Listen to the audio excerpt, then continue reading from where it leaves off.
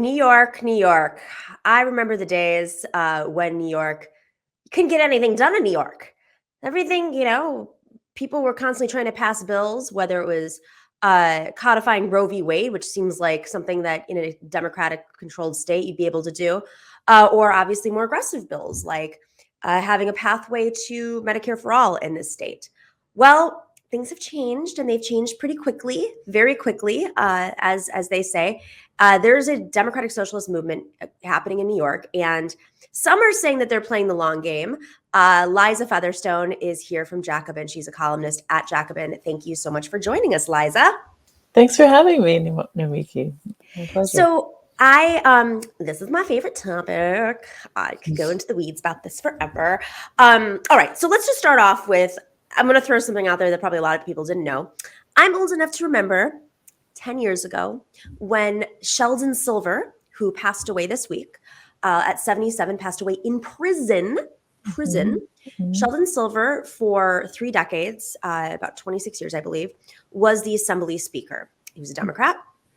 And he and his counterpart, Dean Skelos, who was the Senate leader, who was a Republican, both were investigated. There's a slew of anti-corruption measures that were happening in New York State, and they controlled Albany. And there was this line that everyone would say, 3 men in a room got the deals done. The three men being the governor, because prior to Kathy Hochul, they're all men, shocker, and the 2 leaders prior to our current Senate leader, Andrea Stewart Cousins. They were all men. So 3 men in the room got everything done. And it was like Albany was just like this mysterious thing, like, how does it really work? And then you'd hear from assembly members about, how Sheldon Silver ran the assembly and with an iron fist almost. And he was like one of the remaining remnants out of Tammany Hall. And then, of course, the Senate was Republican, which is like shocking to me that in New York, we'd have Republicans. Things have changed really fast. So what's going on? Yeah, I mean, you're right. I mean, I remember those days, and it seems so recent, and a lot has changed very quickly. I think that I think that while it was helpful that people like Sheldon Silver, were prosecuted for their corruption and ended up in prison, which is it's sort of incredible that happened.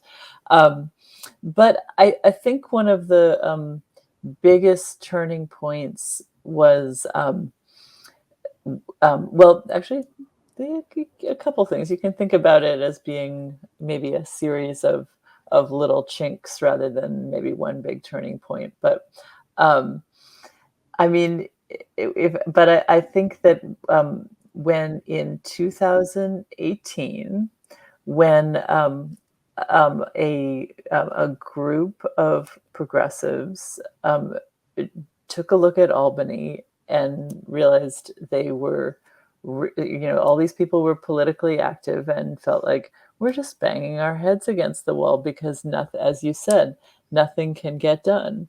And not only because of the Republicans, but also because of a group of Democrats called the IDC, the Independent Democratic Conference, right? And who always caucused with the Republicans, or almost always. They always did. They literally go into the chambers with them and got bigger offices and more staff in exchange, even though they were elected as Democrats. Quote unquote, for our podcast listeners, that's my fingers going Democrats, quote, quote. Yeah, no, that's right. So they always caucused with the Republicans, and this situation, there were a lot of different powerful people who had for whom this arrangement worked well. So that the result was no progressive legislation. Even, I'm glad you brought up the like abortion, because that's a perfect example of something that you would think would be able to get done in New York with a very blue state.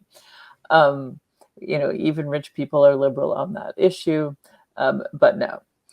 Because Republicans and the IDC, and this arrangement worked very well for Governor Andrew Cuomo, who wanted to be perceived as a Democrat and continue to get reelected in New York State, but did not actually want any meaningful progressive legislation because he wanted to keep all his corporate donors in the fossil fuel industry, the real estate industry, the finance industry, and the 0.1 percenters who contributed to his campaigns, who didn't want to pay taxes. He wanted to keep all those interests happy.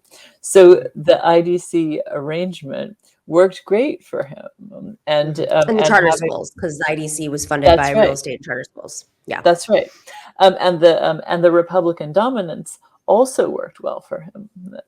And so for all these reasons. And so a group of progressives, mostly in Queens, but scattered throughout the city, looked at this situation and said, this is this is terrible. We can't get anything done. Our politics don't represent the people.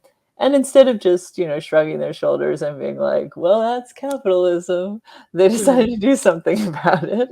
And they targeted the members of the IDC to unseat them. And they and just to be clear, this is in the Senate. So for folks who, I live in Queens, by the way. Full disclosure, I'm in Astoria, so I'm in that area. So if I get really wonky, it's mainly just because no, I love it. And I was part of the fight. So it's a crazy scenario. So there were 8 IDC members, and a coalition of folks came together. And there was a lot of reporting. Just a little backstory for folks if they weren't paying attention.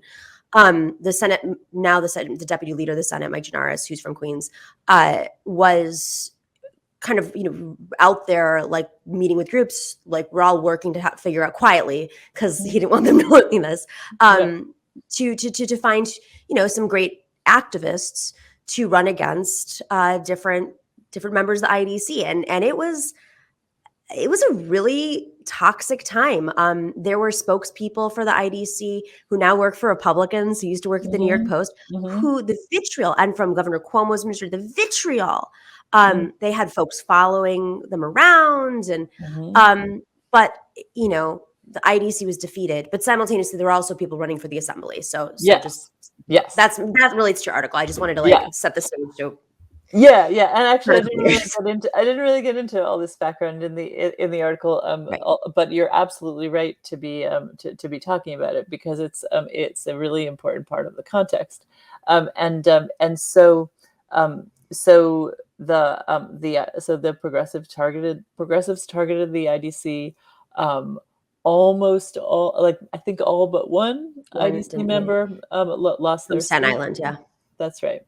Jazzy. And then at the same time, a totally obscure person who you have never heard of, named Alexandria Ocasio-Cortez, also challenged a centrist Democrat for Congress.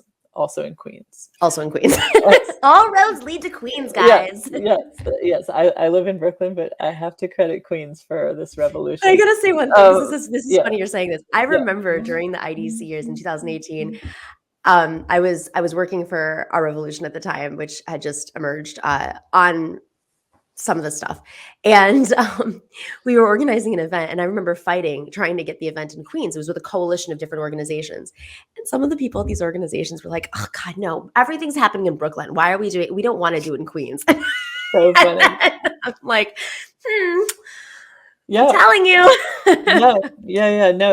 That year, if you wanted to do anything politically important, you had to get on the subway and go to Queens. So as we now know, Alexandria Ocasio-Cortez also defeated Joe Crowley, who was the head of the Queens Democratic Party, and she did that with the backing of DSA, Democratic Socialists of America, which was the focus of my article, but also just as important, more importantly, actually, in some ways, the Justice Democrats, and at the same time, Julia Salazar ran for state senate in North Brooklyn with the backing of the DSA, and she also won her seat. So it was it was a and there were actually many other progressives who ran for office and won their seats that year in 2018. Not all of them defeating, villains quite as colorful as the IDC, who were just pure evil, but just defeating just centrist Democrats who were beholden to corporate interests and were not serving the people. So it was a really big year, and it really shifted the terrain of possibility, and it was obvious to everybody, to all political observers, that that the Republicans and Andrew Cuomo had really taken a big blow to their power. But what was less obvious was that the socialists were also beginning to build power with the victory of AOC and of Julia Salazar that year. There a couple things happened. A massive surge of interest in joining and becoming active in the organization, which had already enjoyed a really big boost from Bernie's 2016 presidential campaign. But I think it really would have lost momentum because, with Bernie's defeat, had these big victories in New York had not occurred, and normally, the left being what it is, normally, historically speaking, we probably would have, made huge mistakes and screwed up, and we'd just be talking about this as like a happy brief episode of hope in history. But amazingly, what people did instead was really build on those victories, and create organization, and then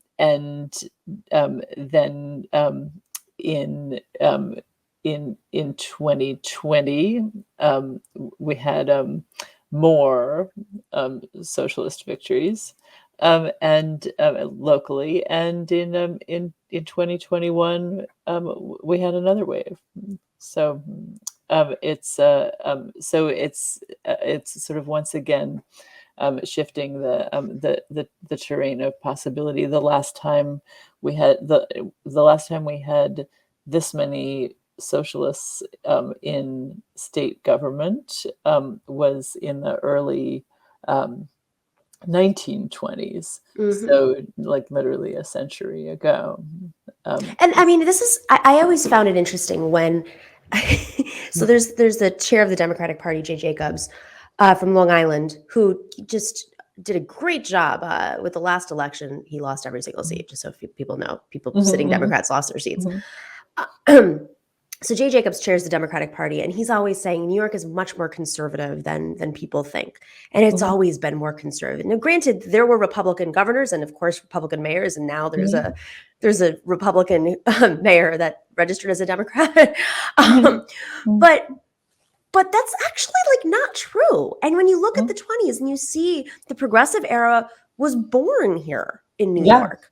Yeah, I mean, people criticize Tammany Hall, but the origins of Tammany Hall were to basically diversify leadership, because it was the oligarchs. It was like the Dutch and German oligarchs, or who owned the city, and that was their way of pushing back and trying to fight for fair wages. There was some stuff that happened along the way that was a little unethical, but of course the oligarchs were unethical too. No one ever says right they were that bad.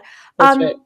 So, I mean, let's talk about that. Like, it seems like the mechanisms of power, they were using the mechanisms of power to prevent this new progressive era from emerging. And the dam broke. I mean, look at, Mhm. no one thought Governor Cuomo was, no one thought, they thought he was Yeah, king. They called him King Cuomo. Like nothing yeah, would stick on him. And yeah. then it did.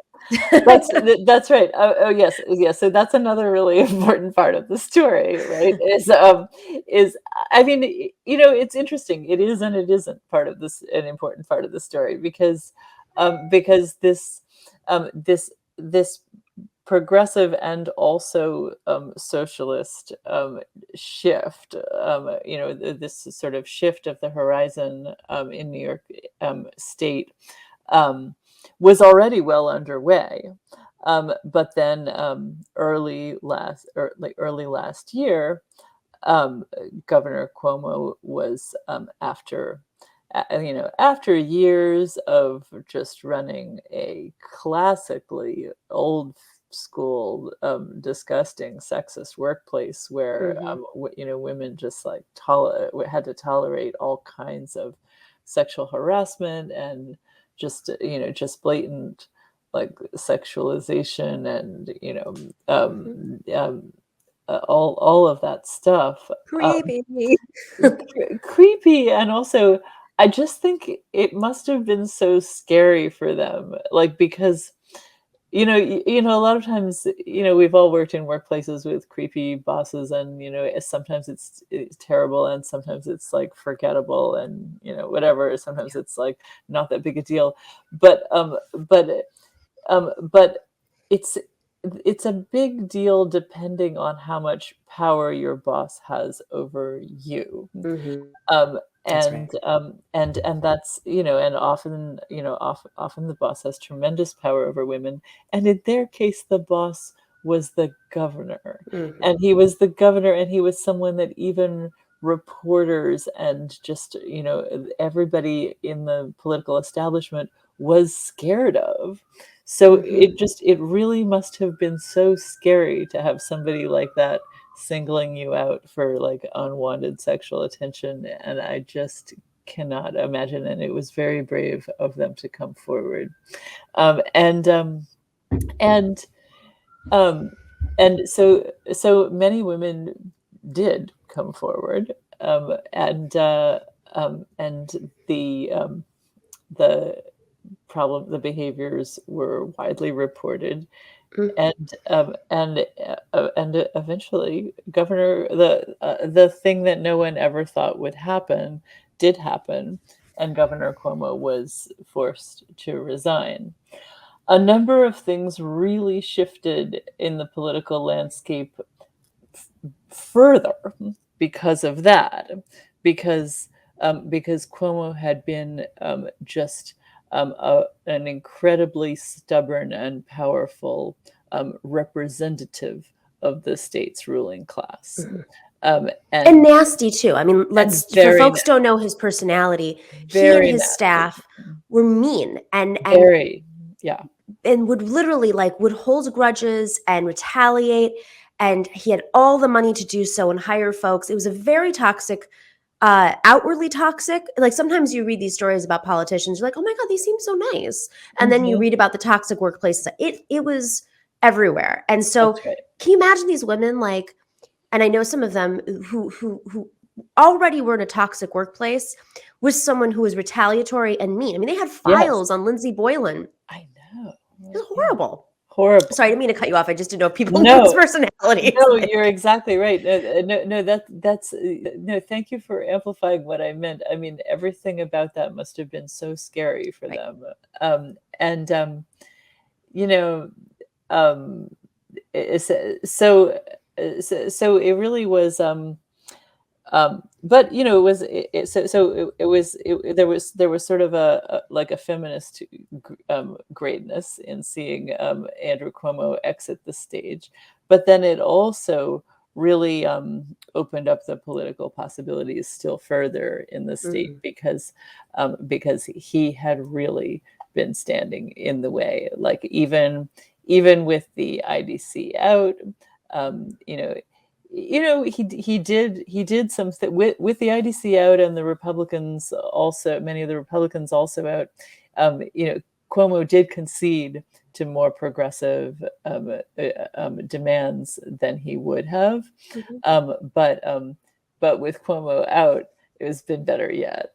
So and the possibilities have been still better because Kathy Hochul Governor Kathy Hochul is also a centrist and represents those same interests, but she isn't.